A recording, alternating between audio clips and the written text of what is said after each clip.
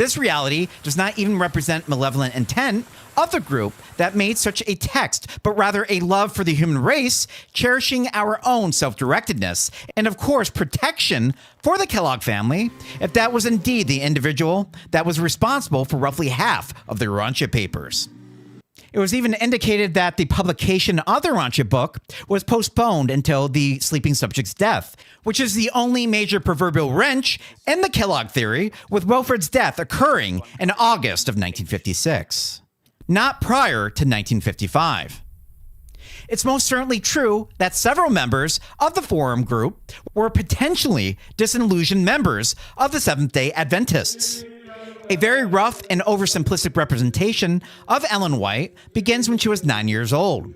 At this time, she suffered a horrible and life-altering injury, being struck by a stone in the face, which encouraged Ellen towards turning to Jesus and their associated spiritual awakening.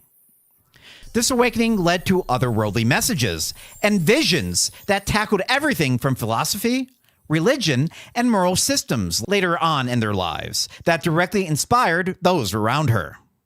Eventually, members of the group began contesting some of their messages due to accusations of plagiarisms from several philosophical texts later in her career.